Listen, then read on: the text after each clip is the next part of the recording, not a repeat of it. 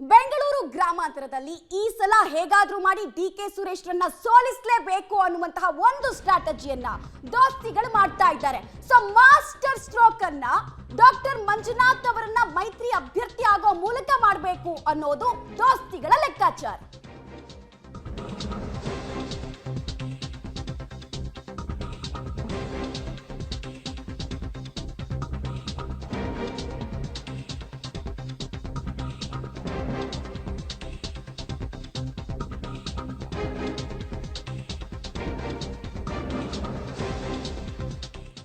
Doctor Manjunath ಅವರ ಸ್ಪರ್ಧೆ ಬಗ್ಗೆ ಅಮಿತ್ ಶಾ ಮುಂದೆ ಪ್ರಸ್ತಾಪವನ್ನ ಮಾಡಲಾಗಿದೆ ಅನ್ನೋದು ಗೊತ್ತಾಗ್ತಾ ಇದೆ. ಅಮಿತ್ ಶಾ ಮುಂದೆ ತಂತ್ರವನ್ನ ಬದಲಾಯಿಸಿದ್ದಾರೆ ಎಚ್ ಡಿ ಕುಮಾರಸ್ವಾಮಿ ಅವರು. ಈ ಮೂಲಕ ಮಾಸ್ಟರ್ ಸ್ಟ್ರೋಕ್ ಅನ್ನ ಡಿಕೆ ಬ್ರದರ್ಸ್ಗೆ ಕೊಡೋದಕ್ಕೆ ಕೂಡ ಸಿದ್ಧತೆಯನ್ನ ಮಾಡಿದಾಗ ಕಾಣಿಸ್ತಾ ಇದೆ. ಜೆಡಿಎಸ್ ಹಾಗೂ ಬಿಜೆಪಿಯ ಮತಗಳಿಕೆಯ ಲೆಕ್ಕಾಚಾರವನ್ನ ಎಚ್ ಡಿ ಕುಮಾರಸ್ವಾಮಿ ಅವರು ಅಮಿತ್ ಶಾ ಮುಂದೆ ಇಟ್ಟಿದ್ದಾರೆ. ನೋಡಿ, ನಮ್ಮ ಎರಡೂ ಪಾರ್ಟಿಯ ಕ್ಯಾಂಡಿಡೇಟ್ಸ್ ಲಾಸ್ಟ್ ಟೈಮ್ ನಿಂತ್ಕೊಂಡಾಗ ಇಷ್ಟಿಷ್ಟು ವೋಟ್ ಅನ್ನ ಪಡೆದಿದ್ರು ಅಂತ ಹೇಳಿದ್ದಾರೆ. ಫಾರ್ ಎಕ್ಸಾಂಪಲ್ 2019ರಲ್ಲಿ ಬಿಜೆಪಿಯ ಒಂದು ಕ್ಯಾಂಡಿಡೇಟ್ ಮಾತ್ರನೇ ಅಶ್ವಥ್ ನಾರಾಯಣ್ ಗೌಡ್ರು 6,72,000 ವೋಟ್ಗಳನ್ನು ಪಡೆದಿದ್ರು. ಸೊ ಜೆಡಿಎಸ್ ಕೂಡ ಒಳ್ಳೆ ಫೈಟ್ ಕೊಟ್ಟಿತ್ತು. ಸೊ ಎರಡೂ ಸೇರಿಸಿದ್ರೆ ನೋಡಿ ಡಿ ಕೆ ಸುರೇಶ್ ಆರಾಮಾಗಿ ಸೋಲಿಸಬಹುದು ಅನ್ನೋ ಲೆಕ್ಕಾಚಾರ. ಜನ ಮಾತಾಡ್ತಾ ಇದ್ದಾರೆ, ಬಟ್ ನಾನು ಇನ್ನೂ ಅದ್ರ ಬಗ್ಗೆ ತೀರ್ಮಾನ ಮಾಡಿಲ್ಲ. ರಾಜಕೀಯಕ್ಕೆ ಲೋಕಸಭೆಗೆ ಸ್ಪರ್ಧೆ ಮಾಡಬೇಕಾ ಬಿಡಬೇಕಾ, ಬಟ್ ಜನ ಅಂತೂ ಸುಮಾರು ಕಡೆಯಿಂದ ಒತ್ತಡ ಮಾಡ್ತಾ ಇದ್ದಾರೆ. ನೀವು ರಾಜ್ಯ ಮಟ್ಟದಲ್ಲಿ ಒಂದು ಕ್ರಾಂತಿಕಾರಿ ಬದಲಾವಣೆ ತಂದಿದ್ದೀರಾ, ಯಾವುದು ಹೃದ್ರೋಗ ಚಿಕಿತ್ಸಾ ಕ್ಷೇತ್ರದಲ್ಲಿ.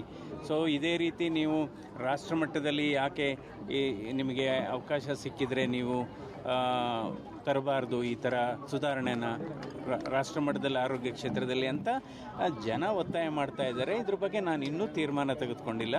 ಮುಂದೆ ಅಕಸ್ಮಾತ್ ತೀರ್ಮಾನ ತೆಗೆದುಕೊಂಡ್ರೆ ನಿಮಗೆ ತಿಳಿಸ್ತೀನಿ. But at this point of time ನಾನು ಇನ್ನೂ ಆಲೋಚನೆಯಲ್ಲೇ ಇದ್ದೀನಿ. ಇಲ್ಲ ಅದು ಫಸ್ಟ್ ಆಫ್ ಆಲ್ ಇನ್ನು ಅದು ರಾಜಕೀಯಕ್ಕೆ ಬರಬೇಕಾ ಬೇಡವಾ ಅನ್ನೋದ್ರ ಅಂದರೆ ರಾಜಕೀಯ ಅಂತ ನಾನು ಹೇಳ್ತಾ ಇಲ್ಲ, ಅದು ಲೋಕಸಭೆ ಅಂತ ಹೇಳ್ತಿದ್ದೀನಿ. ಯಾಕೆಂದರೆ ನಾವು ಅಕಸ್ಮಾತು ಲೋಕಸಭೆ ಅಂದರೆ ನನ್ನ ಅರ್ಥ ರಾಜಕೀಯದ ಮೂಲಕ ಅಲ್ಲ, ಲೋಕಸಭೆಯೇ ಬೇರೆ ರಾಜಕೀಯನೇ ಬೇರೆ ನನ್ನ ಅರ್ಥದಲ್ಲಿ. ಸೊ ಹೀಗಾಗಿ ಇನ್ನೂ ಆಲೋಚನೆಯಲ್ಲಿದ್ದೇನೆ. ಸೊ ಮುಂದಿನ ದಿನಗಳಲ್ಲಿ ಇದ್ರ ಬಗ್ಗೆ ಸ್ಪಷ್ಟ ನಿಲುವನ್ನು ಹೇಳ್ತೇನೆ. ಸೊ ಈಗಂತೂ ನಾನು ಇನ್ನೂ ಆಲೋಚನೆಯಲ್ಲೇ ಇದ್ದೇನೆ. ಅಂದರೆ ಇದು ಆರೋಗ್ಯ ಕ್ಷೇತ್ರದಲ್ಲಿ ಮಾಡಿರೋದು ಜನಸೇವೆ, ಅಂದರೆ ರಾಷ್ಟ್ರ ಮಟ್ಟದಲ್ಲಿ ಜನಸೇವೆ ಅಂದರೆ ಸುಧಾರಣೆ ಬರತಕ್ಕಂಥ ಅವಕಾಶ ಕೆಲವರು ಹೇಳ್ತಾ ಇದ್ದಾರೆ. ನನ್ನ ಸ್ನೇಹಿತರು ಆಗ ಮಾಡಬೇಕು ಅಂತ ಕೆಲವು ಹಿತೈಷಿಗಳು ಕೆಲವು ಚಿಂತಕರು ಹೇಳ್ತಾ ಇದ್ದಾರೆ. ಇದ್ರ ಬಗ್ಗೆ ಇನ್ನೂ ನಾನು ಸ್ಪಷ್ಟವಾದಂಥ ತೀರ್ಮಾನ ತೆಗೆದುಕೊಂಡಿಲ್ಲ. This is my view. ಇವಾಗ ಏನಾಗಿ ಡೀಟೇಲ್ಸ್ ಕೊಡ್ತಾರೆ ರವೀಶ್ ಮತ್ತೆ ಸಂಪರ್ಕದಲ್ಲಿದ್ದಾರೆ. ರವೀಶ್, ಬಹಳ ಇಂಪಾರ್ಟೆಂಟ್ ಆಗಿ ಇಲ್ಲಿರುವಂತಹ ವಿಚಾರ, ಡಿ ಕೆ ಸುರೇಶ್ರನ್ನ ಸೋಲಿಸಬೇಕು ಅಂತ ಹೇಳಿದ್ರೆ ಒಂದು ಜಾಯಿಂಟ್ ಕಿಲ್ಲರ್ನ ಅಗತ್ಯತೆ ಇದೆ ಅನ್ನೋದು ಬಿಜೆಪಿ ಹಾಗೂ ಜೆಡಿಎಸ್ ನಾಯಕರ ಮಾತಾಗ್ತಾ ಇದೆ ಅನ್ನೋದು ಅನಿಸ್ತಾ ಇದೆ. ಚರ್ಚೆಯಿಂದ ಪ್ರಸ್ತಾಪದ ಹಂತಕ್ಕೆ ಬಂದಿದೆಯಲ್ಲ ಸಿ ಎನ್ ಮಂಜುನಾಥ್ ಅವರ ಹೆಸರು. ಸೊ ಫೇಸ್ ವ್ಯಾಲ್ಯೂ ಜೊತೆಗೆ ಸಮುದಾಯದ ತೂಕ ಎಲ್ಲವನ್ನ ಲೆಕ್ಕಾಚಾರ ಹಾಕಿ ಪ್ರಸ್ತಾಪ ಮಾಡಿರೋದಾ ಹೇಗೆ ಅಂತ? ಮಮತಾ, ಖಂಡಿತವಾಗಿಯೂ ಕೂಡ ಡಾಕ್ಟರ್ ಮಂಜುನಾಥ್ ರವರು ನಿವೃತ್ತಿಯಾದ ಒಂದು ವಾರದಲ್ಲೇ ಶುರುವಾಯಿತು ಅವರು ರಾಜಕೀಯಕ್ಕೆ ಎಂಟ್ರಿ ಕೊಡ್ತಾರೆ, ಲೋಕಸಭೆಗೆ ಸ್ಪರ್ಧೆ ಮಾಡ್ತಾರೆ ಅಂತ. ಆದರೆ ಅದನ್ನು ಅಷ್ಟೊಂದು ಕುಟುಂಬದೊಳಗಡೆ ಆಗಲಿ ಮತ್ತು ಮಂಜುನಾಥ್ ರವರಾಗಲಿ ಅದನ್ನು ಒಪ್ತಾ ಇರಲಿಲ್ಲ. ಆದರೆ ಕಳೆದ ಒಂದು 15 ದಿನಗಳಿಂದ ಬೇರೆ ಬೇರೆ ರೀತಿಯ ಪ್ರೋಸೆಸ್ ಕೂಡ ಶುರುವಾಗಿದೆ.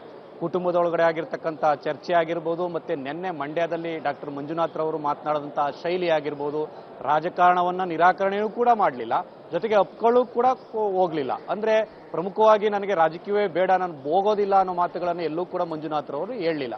ಆಪ್ಷನ್ ಅನ್ನು ಓಪನ್ ಮಾಡ್ಕೊಳ್ಳುವಂಥ ನಿಟ್ಟಿನಲ್ಲಿ ಕೆಲ ಮಾತುಗಳನ್ನು ಕೂಡ ಹೇಳಿರ್ತಕ್ಕಂಥದ್ದು. ಈ ಹಿನ್ನೆಲೆಯಲ್ಲಿ ಎಲ್ಲೋ ಒಂದು ಕಡೆ ಪಿಚ್ ಟೆಸ್ಟ್ ಈಗಾಗಲೇ ಕುಟುಂಬದವರಿಂದ ನಡೀತಾ ಇದೆ ಅನ್ನೋ ಮಾತುಗಳು ಕೂಡ ಕೇಳಿ ಬರ್ತಾ ಇದೆ. ಅಂದರೆ ಆ ಬೇರೆ ಬೇರೆ ಜಿಲ್ಲೆಗಳಲ್ಲಿ ಆಗ್ತಾ ಇರ್ತಕ್ಕಂಥ ಸನ್ಮಾನ ಸಮಾವೇಶಗಳಾಗಿರ್ಬೋದು, ಇದನ್ನು ಕೂಡ ಎಲ್ಲೋ ಒಂದು ಕಡೆ ದೇವೇಗೌಡರ ಬೇರೆ ಬೇರೆ ರೀತಿಯ ಸ್ಟ್ರಾಟಜಿಗಳಲ್ಲಿ ಒಂದು ಅನ್ನೋ ಬಗ್ಗೆ ಕೂಡ ಚರ್ಚೆಗಳಾಗ್ತಾ ಇದೆ. ಅದನ್ನು ಕಾಂಗ್ರೆಸ್ನವರು ಕೂಡ ಕೆಲವರು ಆರೋಪ ಮಾಡ್ತಾ ಇದ್ದಾರೆ. ಅದೇನೇ ಇರಲಿ, ಪ್ರಮುಖವಾಗಿರ್ತಕ್ಕಂಥದ್ದು ಈ ಹಿಂದೆ ಸುಮಲತಾ ಅವರು ಕೂಡ 2019ರ ಚುನಾವಣೆಯಲ್ಲಿ ಸ್ಪರ್ಧೆ ಮಾಡೋದಕ್ಕೂ ಮುಂಚೆನೆ ಅಂಬಿ ಸ್ಮರಣೆ ಕಾರ್ಯಕ್ರಮವನ್ನು ದೊಡ್ಡ ಮಟ್ಟದಲ್ಲಿ ಏರ್ಪಾಡು ಮಾಡಿದ್ರು. ಅದು ಪಿಚ್ ಟೆಸ್ಟ್ ಕಾರ್ಯಕ್ರಮ ಅಂತಲೂ ಕೂಡ ಕೆಲವರು ಆ ಸಂದರ್ಭದಲ್ಲಿ ಆರೋಪವನ್ನು ಮಾಡಿದ್ರು. ಆ ನಂತರ ಸುಮಲತಾ ಅವರು ಎಂಟ್ರಿ ಕೊಟ್ಟಿದ್ದು ಗೆದ್ದಿದ್ದು ಅದು ಬೇರೆ ವಿಚಾರ. ಈಗಲೂ ಕೂಡ ಅದೇ ರೀತಿ ಎಲ್ಲೋ ಒಂದು ಕಡೆ ಆ ರಾಜಕಾರಣಕ್ಕೆ ಬರೋ ನಿಟ್ಟಿನಲ್ಲೂ ಕೂಡ ಕೆಲ ಸ್ಟ್ರಾಟಜಿಗಳು ಕೂಡ ನಡೀತಾ ಇದೆ ಮಂಜುನಾಥ್ ಅವರ ವಿಚಾರದಲ್ಲಿ ಅಂತ ಹೇಳಲಾಗ್ತಾ ಇದೆ. ಹಾಗಾಗಿಯೇ ಅಮಿತ್ ಶಾ ಅವರ ಮುಂದೆ ಕುಮಾರಸ್ವಾಮಿ ಅವರು ತಮ್ಮ ಕುಟುಂಬದ ಒಳಗಡೆ ನಡೆದಿರ್ತಕ್ಕಂಥ ಮಾತುಕತೆ ಸಂದರ್ಭದಲ್ಲಿ ಅವರ ಸ್ಪರ್ಧೆ ಬಗ್ಗೆ ಕೂಡ ಪ್ರಸ್ತಾಪ ಮಾಡಿರ್ತಕ್ಕಂಥದ್ದು.